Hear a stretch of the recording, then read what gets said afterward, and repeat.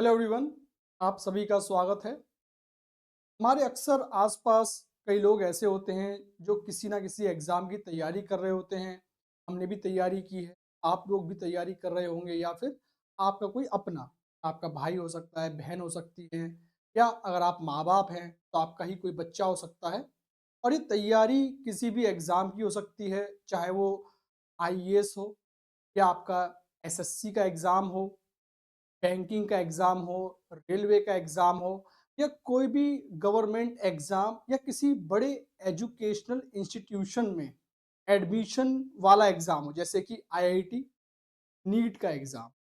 तो एग्ज़ाम जब भी हम देते हैं या एग्ज़ाम जब भी हमारे नज़दीक आ रहे होते हैं, तो अक्सर हमने देखा है कि स्टूडेंट्स के दिमाग में कुछ डर महसूस होने लगता है। कुछ फ़ियर्स हैं, कॉमन फ़ियर्स जो कहीं न कहीं हर बच्चा महसूस करता है।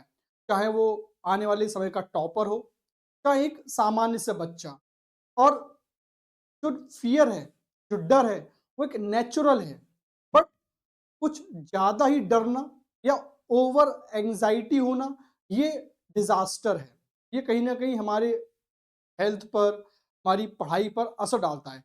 तो आज की मेरी ये जो वीडियो है, जो मैं आपके सामने लेके आया हूँ, ये कॉमन फ़ियर्स, जो बिगेस्ट फ़ियर्स हैं एग्ज़ाम को लेके, उनके बारे में मैं बात करने आया हूँ। क्योंकि अभी बहुत सारे एग्ज़ाम्स नज़दीक हैं, आने वाले हैं, जैसे कि बोर्ड के एग्ज़ाम्स शुरू होने वाले हैं। यूपीएससी का एग्ज़ाम भी मई में है। उसके अलावा कई सारे स्टेट पीसीएस के एग्ज़ाम भी आ रहे हैं। तो कुछ स्टूडेंट्स थे जिनकी रिक्वेस्ट आ रही थी, जो मुझसे पढ़ते हैं, मेरे अंडर गाइडेंस में पढ़ भी रहे हैं, कि सर समय निकाल के थोड़ा-सा इन चीज़ों पे हम कैसे इनको हैंडल करें, हमारा जो फ़ियर है, इसको हम कैसे टैकल करें। तो ये वीडियो उसी के लिए बना बना रहा हूँ मैं, और आई होप कि आपको ये कहीं न कहीं हेल्प करेगी, अपने जो भी फ़ियर्स हैं, उनको कैसे मैनेज करना। तो आइए शुरू करते हैं।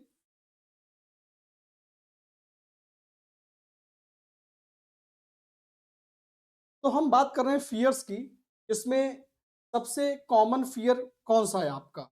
तो let's go. Fear number 1, fear of failure. तो बहुत बार देखा गया है कि स्टूडेंट्स के दिमाग में सबसे ज़्यादा जो डर होता है, जो जो उनको बहुत ज़्यादा बॉदर करता है, वो होता है फ़ियर ऑफ फेलियर, कि क्या मेरा एग्ज़ाम में होगा या नहीं होगा। और हम लोग क्या करते हैं, खुद से ही प्रेडिक्शन शुरू कर देते हैं कि मेरा नहीं हुआ तो क्या होगा, मेरा होना चाहिए, या घर वाले क्या बोलेंगे, ये सारी चीज़ों के दिमाग में आने लग जाती है। तो कहीं न कहीं वो रिज़ल्ट के बारे में सोचते हैं कि रिज़ल्ट क्या होगा? इस बार मैं क्वालीफाई कर पाऊँगा या नहीं कर पाऊँगा? ये बहुत कॉमन फैक्टर है। अब इससे प्रॉब्लम क्या होती है? देखिए, रिज़ल्ट आपके हाथ में नहीं है, क्योंकि आप नहीं जानते हो कि पेपर कैसा आने वाला है, बाकी लोग कैसा परफ़ॉर्म करने वाले हैं, राइट? हमारे हाथ में क्या है? हमारे हाथ में हमारी मेहनत। आपके पास जो भी समय है, आपके पास जितना भी समय बच रहा है एग्ज़ाम आने तक या एग्ज़ाम वाले दिन में भी, आप रिज़ल्ट की चिंता मत करो। कहते हैं ना कि आप कर्म करो, फल की चाह मत रखो। आपके हाथ में वो चीज़ है ही नहीं। आपके हाथ में क्या है? आपका इनपुट। आप इनपुट कैसे दे रहे हो? अब इससे मैं आपको बताना चाहूँगा कि आप इसको ओवरकम कैसे कर सकते हो। देखिए, ऐसा मैंने कहा शुरुआत में वीडियो में कि फ़ियर नेचुरल है, बट अननेसेसरी अपने आप को बॉदर करना, मेरा नहीं होगा या पता नहीं पेपर कैसा आएगा, मैं फेल ना हो जाऊं, उससे क्या होगा कि आप गिव अप करना शुरू कर दोगे। ऐसा होता है कि आपका कंसंट्रेशन डाइवर्ट होगा, आपका पढ़ाई में मन नहीं लगेगा, है ना? या आप हो सकता है नेक्स्ट ईयर के लिए प्लानिंग करो कि चलो इस साल तो मेरा नहीं हो सकता, मेरी गट फीलिंग बोल रही है। बट कई बार ऐसा भी होता है कि जब आप एग्जाम देने जाते हो, कई आप में से कई लोगों ने महसूस भी किया होगा कि यार अगर मैं लास्ट मोमेंट पे गिव अप नहीं करता, जो पिछले 15-20 दिन एग्जाम से पहले मैंने वेस्ट कर दिए थे ये सोचकर कि मेरा इस बार नहीं होने वाला, पेपर बहुत टफ हो सकता है ना, तो आपको रियलाइज बाद में होता है, काश मैंने थोड़ा सा एफर्ट और लगाया होता, पेपर उतना भी टफ नहीं था, राइट? तो इसीलिए इस फियर को आपको कंट्रोल करना है। आपको एग्जाम की सक्सेस और फेलियर को नहीं सोचना है। आपको अपनी मेहनत पे भरोसा करना है और जो भी टाइम आपके पास है, जो भी आपकी ड्यूरेशन बची हुई है एग्जाम तक, उसमें आपको मन लगा के पढ़ना है विदाउट ये सोच के कि मेरा एग्जाम में क्या होगा, है ना, डी डे, उस दिन क्या होगा मेरा, वो हमारे हाथ में नहीं है। आप इस चीज को भगवान पे छोड़ दीजिए, अपने हार्डवर्क पे छोड़ दीजिए कि जो भी होगा अच्छा ही होगा। और इसको मैं करना कैसे है, आपका जो भी शेड्यूल है उसको फॉलो करिए, आपका जो भी रूटीन है, जो भी टाइम मैनेजमेंट आप फॉलो करें उसको करिए, जो भी टारगेट्स आपने सेट किए हैं, जो आपने अपनी स्ट्रेटजी बनाई है, उस पे स्टिक रहिए, उस स्ट्रेटजी को फॉलो करिए। स्ट्रेटजी को बार बार चेंज मत करिए, अपने आप को डाउट में मत लाइए। और जब भी आपको ऐसा फियर आ रहा है, एंजाइटी हो रही है, रिलैक्स हो जाइए, पानी पीजिए, थोड़ा सा सो लीजिए, थोड़ा सा टहल लीजिए, बट फिर से काम पे लग जाइए। फिर रिजल्ट का सोच के मैं अभी से अपना काम छोड़ दूं, ये अच्छी बात नहीं है। तो फियर ऑफ फेलियर एक बहुत बड़ा फियर होता है बच्चों के दिमाग में, और ये अननेसेसरी हमें बॉदर करता है, और इससे क्या होता है, और रिजल्ट इम्पैक्ट होता है। तो आपको बस क्या करना है, अपना काम करते रहना है, अपनी जो रेगुलर रूटीन है उसको फॉलो करना है, और अपने ऊपर विश्वास रखना है, नहीं, कॉन्फिडेंस है मुझे, मेरा रिजल्ट अच्छा ही होगा। मीन्स जो भी होगा वो बाद में देखा जाएगा, बट अभी जो मेरे हाथ में टाइम है, जो मेरे पास 24 घंटे पर डे हैं, एट द मोमेंट में जीऊंगा, इस मोमेंट को मुझे अच्छे से यूज करना है, ठीक है, पैनिक नहीं होना है। नेक्स्ट इज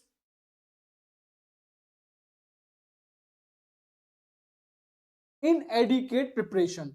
एक ये भी बहुत कॉमन फियर है स्टूडेंट्स के दिमाग में।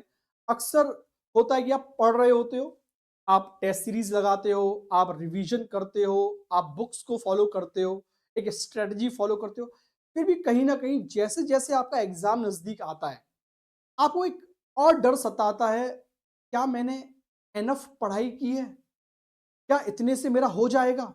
आप देखो, अक्सर मैंने स्टूडेंट से डिस्कशन करते हुए देखा है, और क्वेरीज भी आती हैं कि सर इतना पढ़ने से हो जाएगा, सर ये टेस्ट पेपर लगा ली इतने से हो जाएगा, या सर मैं 2 बार रिवीजन करता हूं इससे हो जाएगा।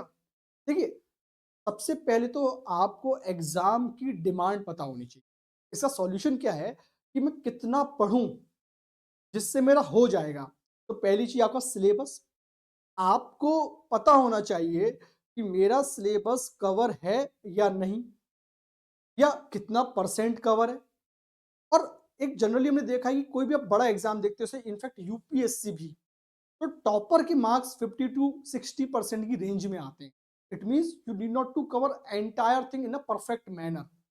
अगर आप एक नॉर्मल सिलेबस को अच्छे से कवर भी कर लेते हो, राइट, विद प्रैक्टिस, वो भी एनफ है, राइट। अब जो हो गया सिलेबस वाला पॉइंट कि आपने सिलेबस को अच्छे से कवर कर लिया। नेक्स्ट इज जो भी प्रीवियस ईयर क्वेश्चंस होते हैं, चाहे आप अपना आईआईटी का एग्जाम देते हो, नीट का देते हो, जैसे मैंने पहले भी कहा, कोई भी गवर्नमेंट एग्जाम, हर एग्जाम का एक पैटर्न होता है। प्रीवियस ईयर क्वेश्चंस आपको वो पैटर्न समझने में हेल्प करते हैं कि क्वेश्चन पेपर किस तरीके से सेट किया जाता है, उस एग्जाम की डिमांड क्या है, कितना पोर्शन जीके का आता है, कितना पोर्शन जनरल एप्टीट्यूड का आता है, आपके सब्जेक्ट का कितना पोर्शन आता है, उसमें भी जैसे सिलेबस में। अब ऐसा नहीं कि सिलेबस में सारे टॉपिक इंपॉर्टेंट होते हैं या बराबर इंपॉर्टेंट होते हैं, कुछ टॉपिक्स इतने ज्यादा इंपॉर्टेंट होते हैं जिनसे हर साल क्वेश्चन रिपीट होते हैं, कोर टॉपिक जिसको हम बोलते हैं, या रिपीटेड थीम्स जिसको हम कहते हैं, राइट। तो उस पर आपको ध्यान देना है। इनफैक्ट यूपीएससी में आप मेरी चैनल पर देखोगे तो एक वीडियो आपको मिलेगा कि यूपीएससी को अप्रोच कैसे करना है, प्रीलिम्स को खासकर। वहां पे मैंने समझाया हुआ है कि कुछ कॉमन थीम्स हैं, खासकर इंडियन पॉलिटी सब्जेक्ट में जिसको मैं मेनली डील करता हूं, उसमें आप देखोगे तो एक कॉमन पैटर्न मैंने बताया हुआ है। तो आप जब एडिकेट प्रिपरेशन कर रहे हैं, तो you should be aware about all these factors, कि आपने सिलेबस कवर किया है या नहीं, एनफ पीवाईक्यूज प्रैक्टिस की है कि नहीं, because PYQs are like your GPS. आज आपको कहीं पहुंचना, आप जीपीएस लोकेशन सेट करते हो, फिर अपने आप को नेविगेट करते हो, same is your PYQs. Okay, इसके बाद आता है आपकी स्टैंडर्ड बुक्स को आपने कितना अच्छे से रिवाइज किया। अगर मान लीजिए आपको पता है इस सब्जेक्ट के लिए ये बुक बहुत अच्छी है, इससे मेरा सिलेबस भी कवर होता है और कंसेप्ट भी क्लियर होते हैं, उस बुक का आपने कितना रिवीजन किया। सिमिलरली आपने कहीं से कोचिंग ली है, आप कहीं से नोट्स ले रहे हो, उन नोट्स का आपने कितना अच्छे से रिवीजन किया।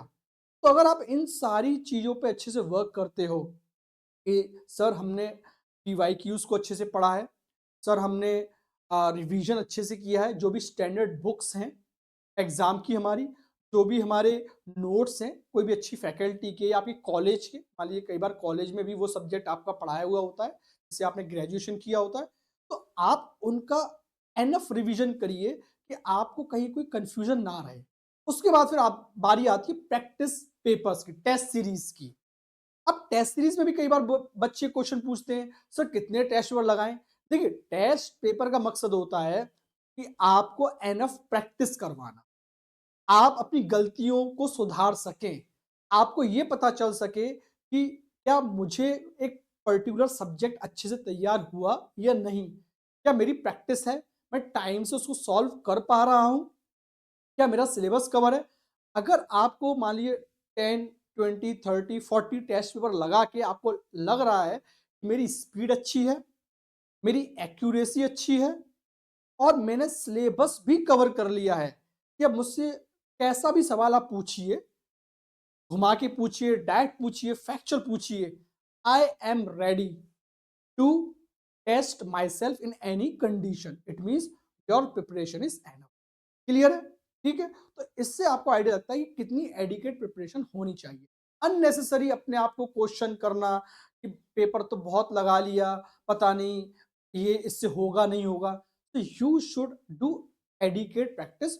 और जो मैंने आपको अभी तक बताया, यही तरीके होते हैं कि आपको ध्यान रखना है कि दिस मच इज एनफ, अगर इतना मैंने किया तो इससे मेरा हो जाएगा। ठीक है, आगे बढ़ते हैं। Next is parental expectation.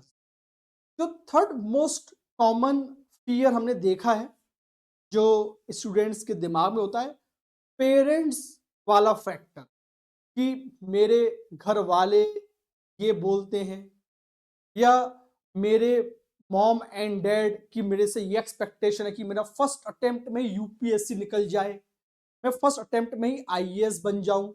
या अगर गर्ल्स हैं तो गर्ल्स को एक फियर होता है कि अगर मेरा इस अटेम्प्ट में नहीं हुआ या इस बार मैं एग्जाम नहीं निकाल पाई तो कहीं मेरे घर वाले शादी ना करवा दें, है ना। या कुछ स्टूडेंट्स जो बॉयज हैं, मान लीजिए जिनके घर में फाइनेंशियल कंडीशन थोड़ा सा ठीक ना हो, उनको एक फियर होता है कि मेरे फादर ने मुझे एक लास्ट चांस दिया है, अगर इस बार मेरा नहीं होता है तो मुझे नौकरी करनी पड़ेगी, या मेरे फादर मुझे बोलेंगे कि अब तुम तैयारी छोड़ दो और एक काम करो तुम कुछ और करो, या जिसमें आपने ग्रेजुएशन किया हो, मान लो आप बीटेक हो तो इंजीनियरिंग वाला काम करो, आप लॉ आपने किए तो लॉयर वाला काम करो, डॉक्टर हो तो जाइए क्लिनिक जाइए, हॉस्पिटल ज्वाइन कीजिए, टीचर हैं आप तो आप जाइए टीचिंग करिए।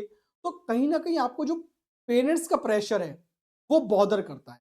अब इससे प्रॉब्लम क्या होती है, देखिए, पेरेंट्स आपके हैं और हर पेरेंट्स चाहते हैं कि उनके बच्चे का जो भविष्य फ्यूचर है वो सिक्योर होना चाहिए। कोई भी पेरेंट्स ये नहीं चाहता कि उनका बच्चा परेशान रहे, और पेरेंट्स इतने समझदार भी होते हैं कि एग्जाम टाइम में वो आपको परेशान नहीं करेंगे अगर आपने मेहनत अच्छे से की है, राइट। तो पेरेंट्स आपके हमेशा साथ खड़े रहेंगे, कभी भी अपने पेरेंट्स को अंडरमाइन मत करिए।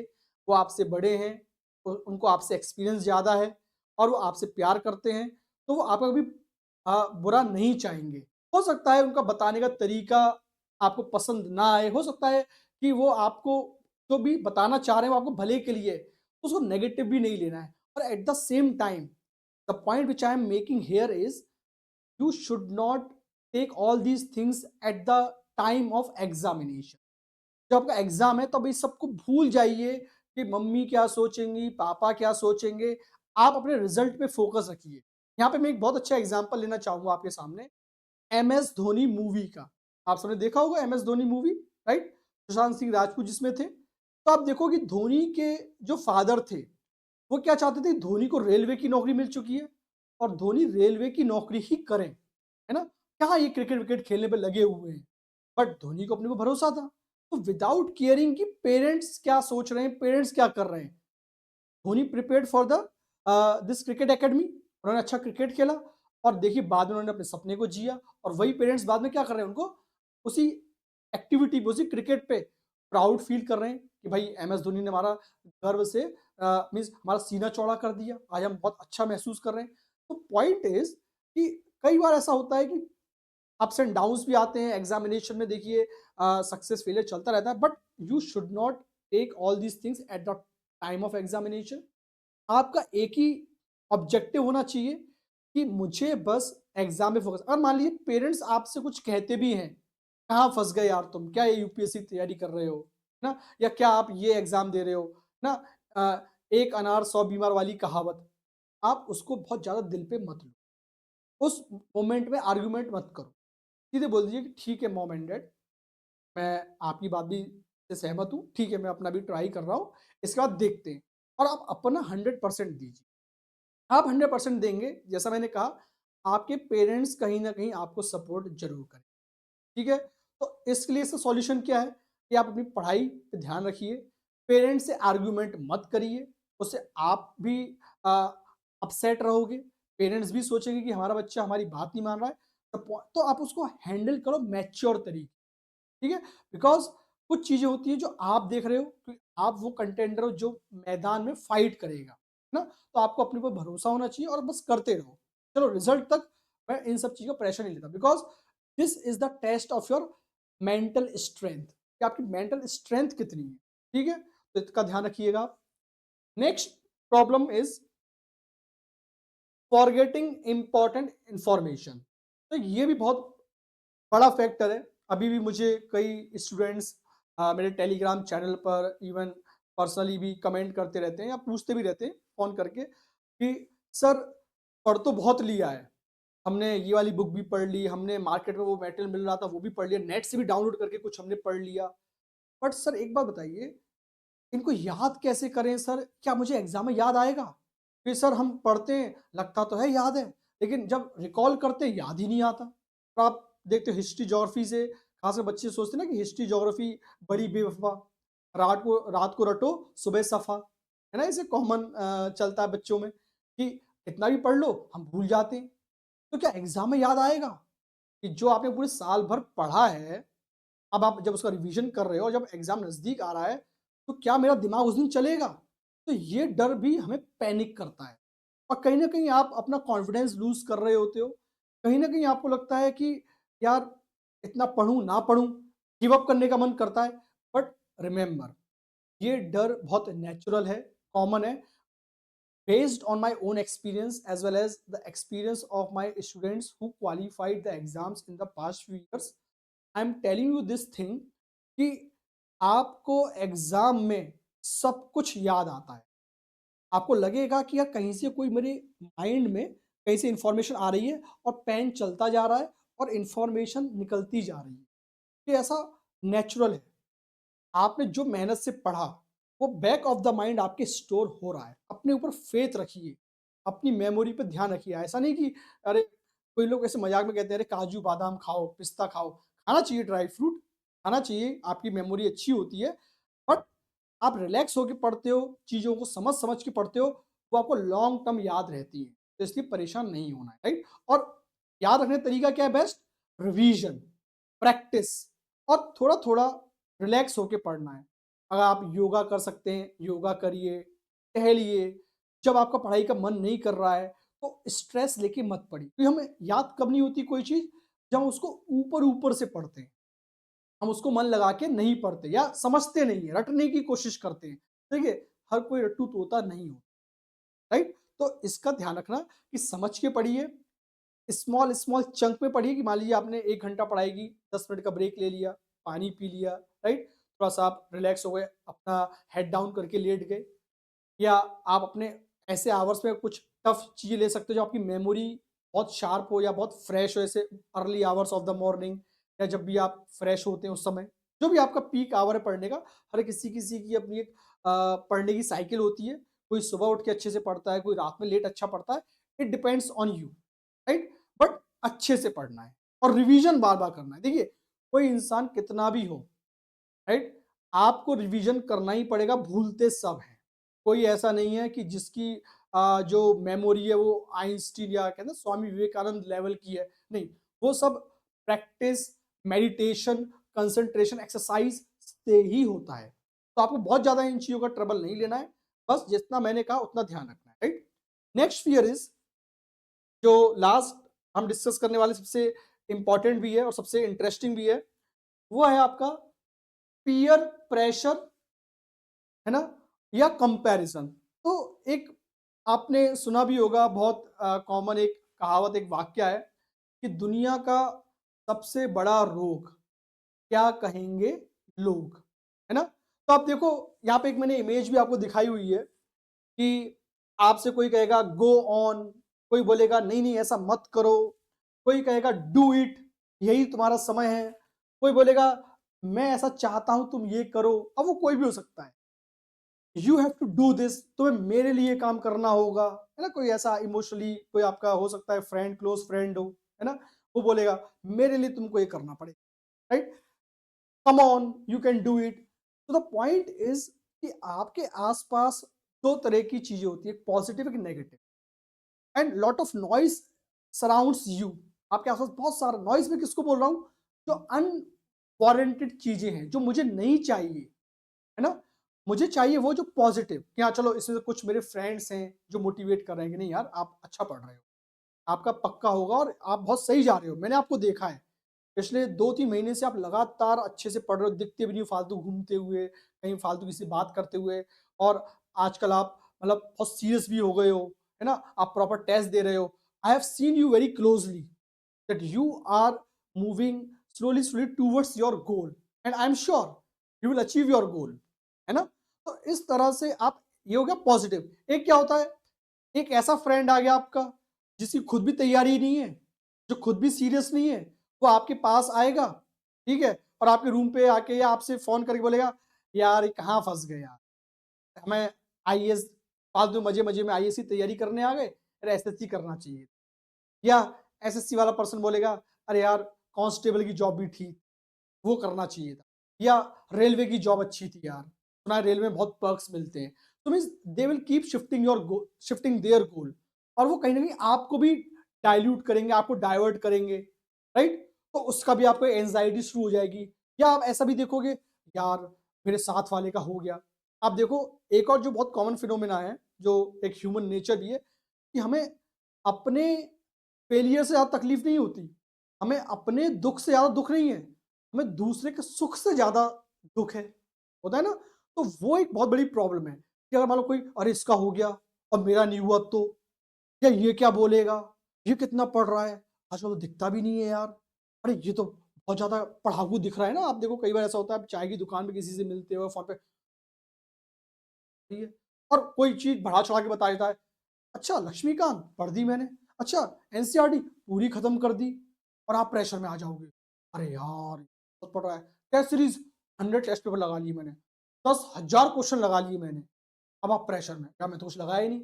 हो सकता है वो बंदा झूठ बोल रहा हो सकता है उसने जो हार्डवर्क किया उतना उतना ढंग से ना किया और आप सही से कर रहे हो, कहते हैं ना slow and steady wins the race. वो खरगोश बन रहा हो और आप क्या हो, आप कछुआ हो, और आप रेस फॉर श्योर जीतोगे। तो देखिए, इसका हमेशा ध्यान रखिए, इन सारी बातों को दिमाग से हटा दीजिए, क्योंकि कई बार क्या होता है, दिन में हम ये सब बहुत ध्यान रखते हैं कि साथी मेरा क्या कर रहा है, वो कौन सी किताब लगा रहा है। अगर मान लो किसी ने बोल दिया, यार मार्केट में ये किताब आई है, दिखने बहुत अच्छी है, इसमें बहुत अच्छे क्वेश्चन दिए हैं, आप क्या करोगे, अपनी स्ट्रेटजी छोड़ के उसकी फॉलो करना शुरू कर दोगे, और यही फेलियर की सबसे बड़ी वजह है। आपने जो अपनी स्ट्रेटजी बनाई थी, आपको उस पर ट्रस्ट नहीं है, दोस्त क्या कह रहा है उसकी स्ट्रेटजी पे ट्रस्ट है आपको। क्या दोस्त ने एग्जाम निकाल दिया, भाई ट्रस्ट करना ही है तो अपने टीचर पे ट्रस्ट करो, या किसी ऐसे सीनियर पे ट्रस्ट करो जिसने एग्जाम क्वालिफाई किया या एग्जाम अच्छे से दिया है पास्ट में। तो ये सब बात हो, और कंपैरिजन कभी मत करो किसी, क्योंकि हो सकता है किसी ने हार्ड वर्क ज्यादा किया हो, या हो सकता है उसने उस दिन मिस्टेक कम की हो, या हो सकता है उसका कुछ एडवांटेज हो, किसी की मेमोरी पावर बहुत शार्प होती है, कोई कुछ, तो कंपेयर मत करो। हर पर्सन यूनिक है, आप अपनी पर्सनैलिटी की रेस्पेक्ट करो। और जैसे मैंने कहा, अननेसेसरी प्रेशर मत लो कि क्या कहेंगे लोग, क्या मेरे दोस्त कहेंगे, वो अपने आप को अननेसेसरी जज मत करो। कोई आपको मार्क्स देने वाला नहीं है, ये आपकी लाइफ है, आप एग्जाम दे रहे हो, आपको एग्जाम देना है, दोस्त आपका एग्जाम नहीं देगा, राइट? तो आपको सिर्फ क्या करना है, अपनी पढ़ाई करनी है, अपनी जो स्ट्रेटजी उस पर वर्क करना है, और हाँ, दोस्त से आप कंसल्ट कर सकते हो। इन्फ्लुएंस आपको उतना नहीं होना है कि आपने अपना ही पाथ छोड़ दिया, राइट? जैसे मैंने कहा 2 तरह के पीयर प्रेशर, 2 तरह की चीज़ें होती हैं, पॉजिटिव, नेगेटिव। पॉजिटिव हमें लेना है, नेगेटिव से दूर रहना है। अननेसेसरी अपने आप को प्रेशर में नहीं डालना है, डरना नहीं है कि किसी फ्रेंड ने आके आपको डरा दिया, अरे इस बार सुनने में आ रहा है पेपर बहुत टफ आ रहा है, अरे सुनने में आ रहा है इस बार तो ऐसा हो रहा है। ऐसे दोस्त खुद तो ना पढ़ते हैं, ना आपको पढ़ने देंगे, आपको भटका देंगे, राइट? तो this is all I wanted to discuss with you in this video. I hope कि आपको ये अच्छा लगा होगा सेशन, और काफ़ी स्टूडेंट्स जिनकी रिक्वेस्ट आ रही थी मुझे पर्सनली भी, तो मैंने सोचा कि एक मैं वीडियो बनाता हूँ, right? So finally I conclude here, and if you like my video please like it। और जो भी आपके और जानने वाले लोग हैं जिनके साथ ये सब कॉमन प्रॉब्लम्स होती रहती हैं, आप उनके लिए भी शेयर करना। और अगेन मेरी आपसे फिर से एक रिक्वेस्ट भी है कि अगर आपको वीडियो पसंद आती है, आप इसको लाइक प्लीज़ करिए, सब्सक्राइब भी करिए चैनल को, और लोगों तक पहुँचाइए भी। At the same time as I said time and again, आप मुझे जो भी टॉपिक्स पे चाहते हो कि सर ये भी हमें पढ़ना है, क्योंकि you know that I mainly guide the students for UPSC, right, civil service exam. तो आप मुझे बता सकते हो कि सर इस पर्टिकुलर एरियाज में ये पर्टिकुलर टॉपिक है जिसमें हम स्ट्रगल कर रहे हैं, या जो भी आपकी प्रॉब्लम है एज ए स्टूडेंट, आप फ्रेंकली मुझे बता सकते हैं। मेरा टेलीग्राम चैनल का लिंक यहाँ पे दे रखा है मैंने, Vineet sir 207 sorry UPSC, and channel का नाम है विनीत सर यूपीएससी वाले। आप मुझे यहाँ रीच आउट कर सकते हो, आप कमेंट कर सकते हो, यूट्यूब पे भी आप मुझे कमेंट भेज सकते हो कि सर इस पे आप वीडियो बनाइए, राइट? सो लुकिंग फॉरवर्ड कि आप लोग अप्रिशिएट करेंगे इसको, and I will meet you again in the next video. Thank you.